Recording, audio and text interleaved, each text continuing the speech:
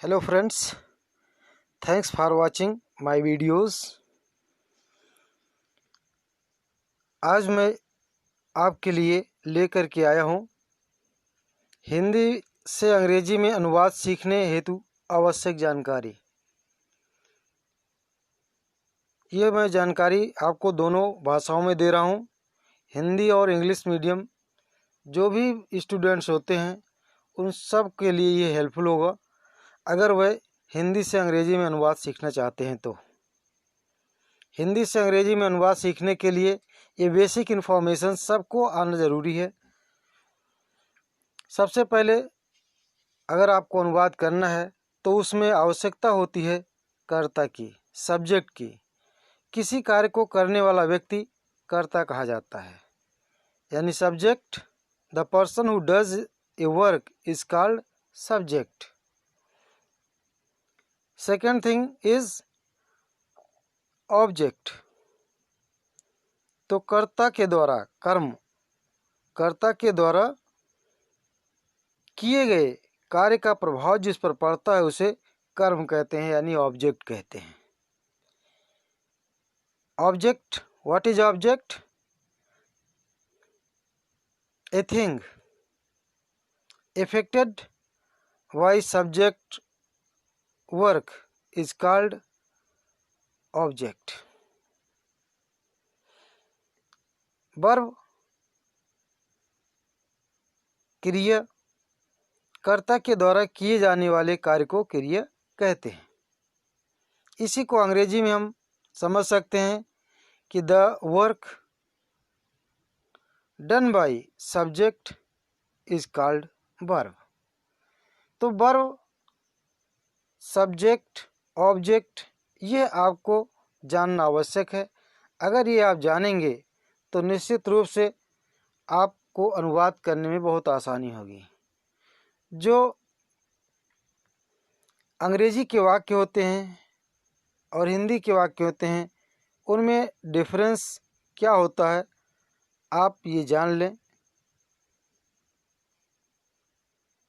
कि जो हिंदी का सब्जेक्ट होता है उसमें सबसे पहले क्या आता है? कर्ता आता है। कर्ता आता है और उसके बाद में कर्म आता है। क्या आता है? कर्म। और फिर जो क्रिया है वो सबसे अंत में आती है। क्रिया सबसे अंत में आती है। और उसी क्रम में आप अंग्रेजी के वाक्य को ले सकते हैं।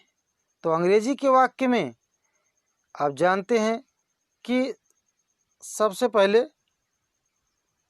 क्या आता है? अंग्रेजी में सबसे पहले सब्जेक्ट आता है,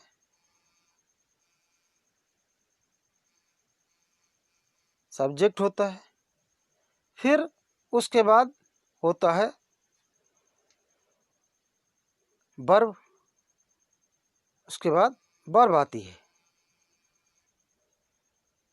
और फिर लास्ट में आता है ऑब्जेक्ट।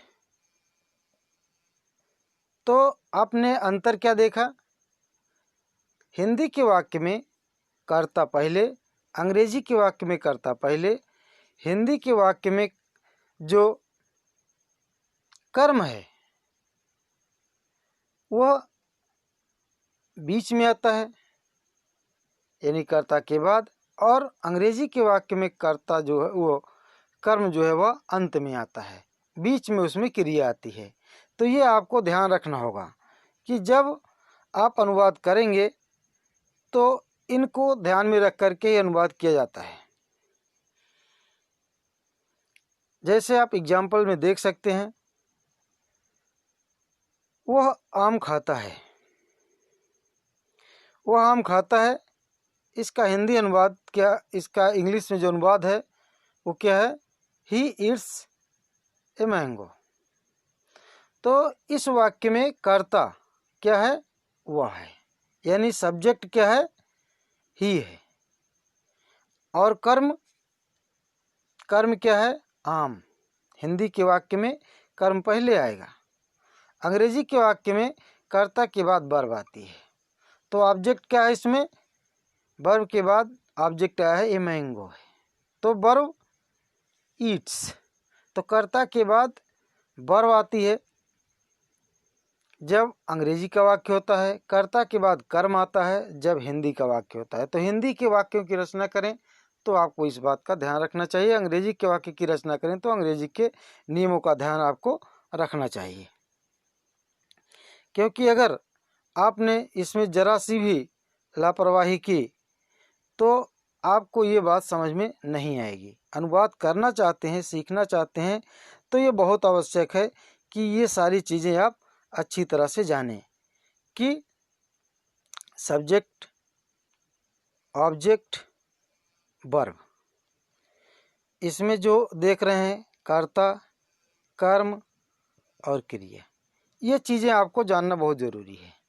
अगर इसको सभी वाक्यों में आप पहचान लेते हैं, हिंदी के, अंग्रेजी के, तो आपको कोई प्रॉब्लम नहीं होगी आगे अनुवाद सीखने में। तो दूसरा वाक्य भी आप देख सकते हैं, उसी प्रकार का है। राम स्कूल जाता है, तो इस वाक्य में भी आप देख लीजिए, सबसे पहले सब्जेक्ट आया हिंदी के अंग्रेजी के वाक्यों में, फिर अंग्रेजी हिंदी के वाक्य में कर्म आया पहले, स्कूल, यानी कि आपको कर्ता क्रिया कर्म कैसे है, जैसे काम कर रहा है कौन? राम कर रहा है, तो राम के द्वारा कोई काम किया जा रहा है, तो काम क्या हो रहा है? जाने का। तो देख रहे हैं ना, जाने का काम हो रहा है, राम काम कर रहा है और जाते जाते उसका कहीं पर तो रिजल्ट मिलेगा, जो परिणाम मिलेगा वही जो है उसका कर्म है। तो कर्ता के द्वारा किए गए कार्य का प्रभाव जिस पर पड़ेगा, जो प्रभावित होगा, वही जो है कर्म कहलाता है। तो इस प्रकार से हिंदी और अंग्रेजी के वाक्यों में आपको अंतर दिख रहा है, केवल इतना ही अंतर दिख रहा है, वाक्य की रचना करने में इतना ही अंतर है कि क्रिया और कर्म का स्थान अलग अलग होता है। तो अब वचन, अनुवाद सीखने के क्रम में आपको वचन भी बहुत आवश्यक होता है, यानी नंबर। नंबर मीन्स संख्या। जब अगर आपको नंबर पता है तो उसका भी महत्व होता है अनुवाद करते समय, क्योंकि जैसे ही वचन बदलता है क्रिया भी बदल जाती है। तो सभी शब्दों का जो संज्ञाएं हैं, सर्वनाम हैं, नाउन है, प्रोनाउन है, इनकी अंग्रेजी आपको आना आवश्यक है।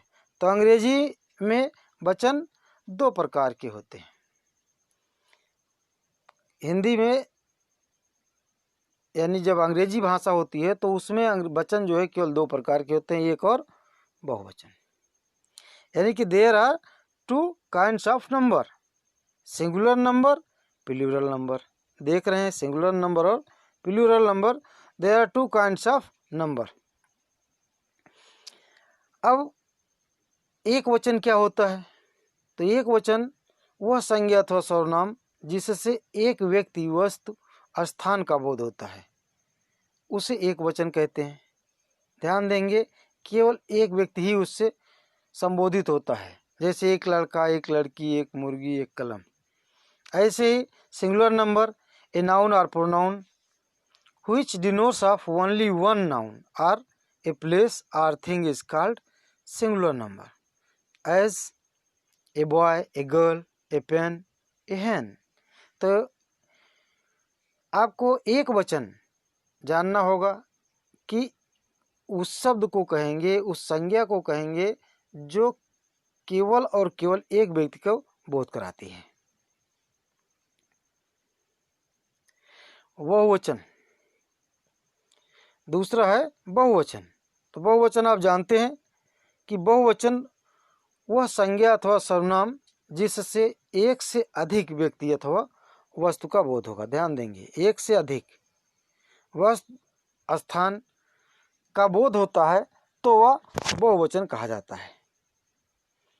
जैसे लड़के, लड़कियां, कलमें, गायें, एक के बाद आप दो कलम, दो लड़के, दो लड़कियां, इस तरह से एक से अधिक का अगर बोध हम करा रहे हैं तो आप मान कर चलें कि वो सब जो है बहुवचन के अंतर्गत आते हैं, अर्थात बहुवचन मान करके उसी के अनुसार हम सहायक क्रिया मुख्य क्रिया का आगे प्रयोग करते हैं।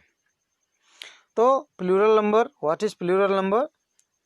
ए नाउन और pronoun which denotes of more than one person or place or thing is called plural number, as 2 boys, 2 girls, 4 cows etc. तो आप ये जान सकते हैं कि संज्ञा और सर्वनाम ये एक वचन और बहुवचन में प्रयोग में लाए जाते हैं। तो एक वचन के अंतर्गत जो आता है वो आप देख रहे हैं, बहुवचन के अंतर्गत जो आता है उसको भी आपने देखा कि एक से अधिक व्यक्ति का बोध जो संज्ञा सर्वनाम कराएगा वो बहुवचन ही कहा जाता है, प्लूरल नंबर ही कहा जाता है। अब आगे आपको इसमें देखना है कर्ता के प्रकार। जो अगला बिंदु है अनुवाद सीखने के लिए हिंदी से अंग्रेजी में, उसके लिए आपको कर्ता के प्रकार भी जानना आवश्यक है, क्योंकि आपने शुरू में पढ़ा कि कर्ता होता है, बिना कर्ता के वाक्य की रचना नहीं होती है। तो कर्ता जो होता है वो किस प्रकार का होता है, कितने प्रकार के कर्ता होते हैं, ये आपको जानना जरूरी है। यानी पुरुष, personal pronoun, kinds of subject based on personal pronoun. तो पर्सनल प्रोनाउन के आधार पर जो कर्ता होते हैं उसमें होता है, पुरुष के आधार पर कर्ता कितने प्रकार के होते हैं? 3 प्रकार के होते हैं। प्रथम पुरुष के कर्ता, प्रथम पुरुष के कर्ता, इसके अंतर्गत आने वाले सर्वनाम हम, मैं, हमारा, मेरा, मेरे, ये सब हैं। यानी कि there are 3 kinds of subject based personal pronoun. First person pronoun, तो first person subject, the pronoun included in this group are I, we, me, my, us, our, ourselves, myself.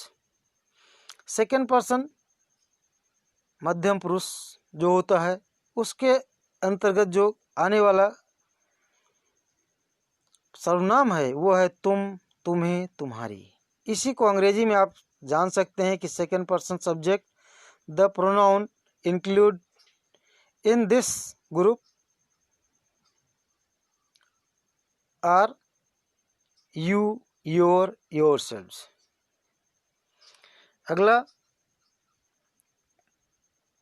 Third person यानी उत्तम पुरुष।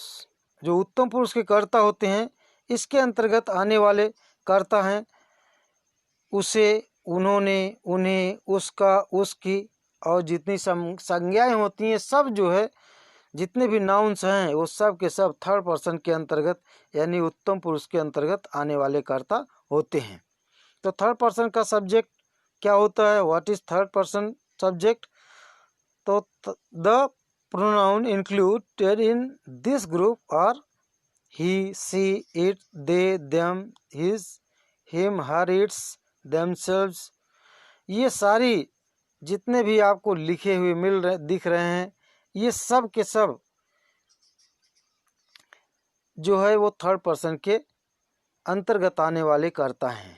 तो हिंदी में भी आपको पहचानने के लिए और अंग्रेजी में पहचानने के लिए ये आपको आवश्यक है कि हिंदी से अंग्रेजी में और अंग्रेजी से हिंदी में दोनों में आपको ट्रांसलेट करना पड़ता है।